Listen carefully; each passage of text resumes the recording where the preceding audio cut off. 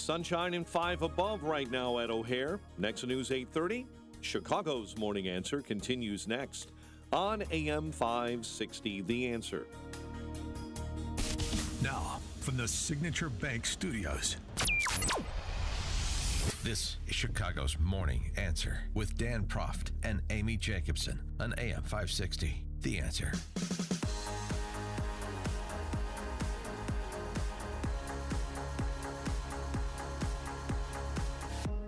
Top of the morning, Dan and Amy. Everybody's coming out of the woodwork now. Huh? Yeah. Remember Access Hollywood's Billy Bush and the famous Billy Bush-Donald Trump tape that just about everyone thought, would derail his 2016 candidacy? Well, I remember it well because that producer held that tape for 11 years in their locker. Well, Billy Bush is giving us color on what went down when that tape came out. 8 years later, he sat down with Tucker Carlson to talk about it. Interesting. Some of what he discloses is not a surprise, but it's always fun to get the details from the inside. Context. You said this was the beginning of Trump derangement syndrome. Did you sense that at NBC? Oh, God. Absolutely. I mean, anything.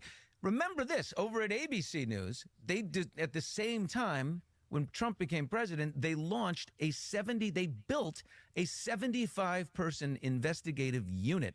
I know the guy who was head of it, dedicated to anything negative on Trump, find stuff on him and get him out. This is not journalism. This is not news. It is activism. When you're calling journalism, it's total activism. What do you think that all was? The major networks. That's why, by the way, when NBC does the shitty thing that they did, ABC and CBS don't call it out. They don't say, of course, hey, what, you're competing with each other. I would want to pound my competitor. Yeah. Be like, look what you did. That was dirty. Because all of them would have done it too, probably. You know what I mean? What do you think? They all shared that mission. I mean, and Zucker then became, years later, the head of the resistance. The guy that built him then became the head of the resistance at CNN. It's amazing. It's amazing in a matter of 10 years. Like this recording of this bus tape that was I would have been fired. It had leaked out then for hurting the star. 11 years later, and a lawsuit over Miss Universe and whatever else, NBC feels completely differently about Donald Trump, and now it's get him at all costs.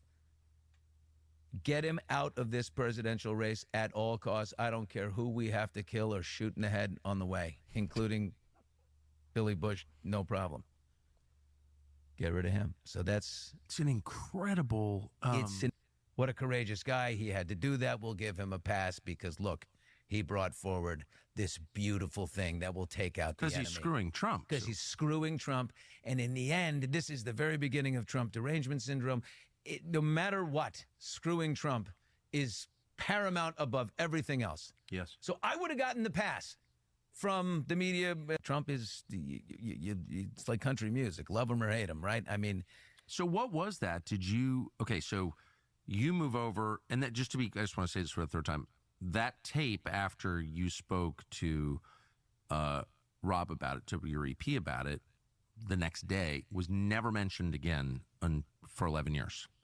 No. Right. 75-person investigative unit over at ABC News to get Trump. I thought that's what the FBI was for. John Hinderaker is president of the Center of the American Experiment, contributor to Powerline blog, powerlineblog.com. He joins us now. John, thanks for being with us again. Appreciate it. Hey, great to be with you, Dan. As I said, none of that is particularly surprising, but the scale and the detail is always interesting. 75-person investigative unit at ABC News to get Trump while they, have their Sunday talk shows where they pretend to be, even-handed and approach these issues with equanimity because they, like the politicians they flack for, are just interested in protecting our democracy, don't you know? Yeah, well, of course, the FBI had its own investigative unit trying to get Trump. ABC had plenty of company in that effort. I don't know, Dan. I mean, I don't think they're fooling anyone anymore. I think they're constantly frustrated that they have these great bombshells and they turn out to be duds. And a lot of it, of course, is directed against Trump, but not all of it. I think you see this really across the board where people just don't care anymore what those so-called journalists are saying.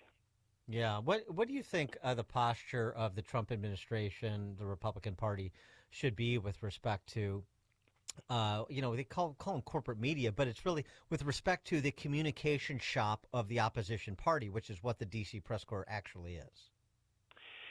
Well, I think they got to be uncompromising. I think that's one of the reasons why people like Trump. He called them out, called them fake news, has denounced them really from the beginning of his entering public life in 2015. And I think that's one of the fundamental things that made him popular with conservatives 9 years ago. And I think they need to keep that up. I think they need to have a press secretary who will, be firm and will characterize the questions for what they are and so forth. Wanted to get to this local story because it's another branding exercise for the Democrat socialist brand in the Midwest. The story of this constitutional crisis in Minnesota that you write about, which calls to mind, as I mentioned before you joined us, calls to mind when Wisconsin Democrats abdicated Madison and came down to Rockford, Illinois to hide out from Scott Walker when he was elected and trying to pass a budget repair bill. Something similar is going on in Minnesota. Yeah, the Democrats are basically trying to pull an illegal coup to seize control of the Minnesota House of Representatives. I'll try to tell this story briefly, but there's 134 Minnesota House districts, and in the last election, the Republicans gained 4 seats, so it looked like it was going to be tied 67-67. But then it turned out that one of the Democrats cheated. Constitutionally in Minnesota, you have to live in the district where you run for at least 6 months before the election. Well, this guy rented an apartment, but he never even turned on the electricity, and there was the election contest. He lost, and the judge actually enjoined him from trying to seek a seat in the Minnesota legislature.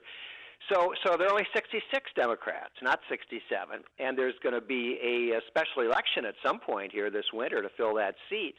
But meantime, there's 133 members of the Minnesota House, and 67 of them are Republicans. So the 2025 session began at noon yesterday, and the 66 Democrats boycotted it. They didn't show up. They're taking the position that there's not a quorum. And there is under Minnesota law. I think it's perfectly clear that the majority of the members, is 67, is a quorum. They are hiding out. Last Sunday afternoon, they gathered at the Minnesota Historical Society. Who knows why? And a retired Democratic judge purported to swear them in as House members, and apparently they're going to try to get paid based on that completely Well, of course you got to get paid. ceremony. Of course. Yeah, right. And the completely fake ceremony with zero legal significance. And so yesterday, the Democratic Secretary of State, who had written an 8-page memo saying that he thinks you need 68 votes for a quorum, not 67, which is absolutely bogus under Minnesota law. He's got the ceremonial duty of opening the session in the House of Representatives. The Lieutenant Governor does it in the Senate, the Secretary of State in the House. So he opens the session and says, we don't have a quorum, and he tries to adjourn it. And the Republicans stand up and say, no, wait. And the majority leader takes the gavel, and they declare that they've got a quorum. They do the count, and they elect a Speaker of the House, who, of course, is a Republican, 67-0, and they start conducting business. Wow. And so we have this incredible situation where they're now starting to have committee hearings. One of my policy fellows is testifying in the Public Safety Committee of the Minnesota House later today. And the Democrats are staying away, hoping that at some point they can try to vindicate the legal theory that there's not a quorum. But it's very much like when the Democrats fled from Wisconsin to Illinois some years ago. Are reporters chasing these people down or trying to see where they're hiding? Reporters are running interference for them. Oh, It's the same thing we've been talking about. Actually, in the Minneapolis Star, or now it's the Minnesota Star Tribune, which is the dominant newspaper in the state, you got to look down below the fold to even see that any of this is going on. It's very it's not hard. The headline news there? It should be. It's very hard to spin not showing up for work as a good thing. So my organization has got a campaign going. We're getting thousands of emails sent to these people, demanding that they do their jobs, go to work. Are they caucusing at Tim Walz's house, or where are they now? Well, Tim Walz is in this too. It's an all Democratic Party conspiracy. Tim Walz, when this guy got caught not living in the district, they want to have that special election as soon as possible. Tim Walz issued a completely illegal order, absolutely wrong under Minnesota law for at least two reasons, scheduling that special election for January 28th. And that issue is being argued in the Minnesota Supreme Court this morning. Now, the Minnesota Supreme Court does not have a single Republican on it, so it'll be interesting to see, how that turns out. I love this. A quorum means a majority. Well, when we're in the minority by one, it means a majority plus another one. They just make it up as they go along. It sounds like the same thing that Walz is doing, not surprisingly, with the special election.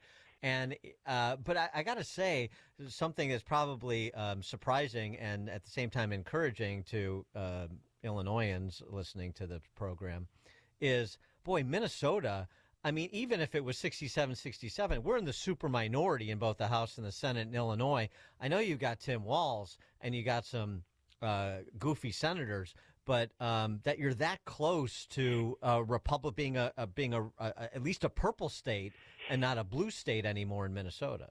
Legislatively, we're right on a knife's edge. The Senate is 34-33 Democrat, but one of the Democratic senators is going on trial for first-degree burglary in 11 days.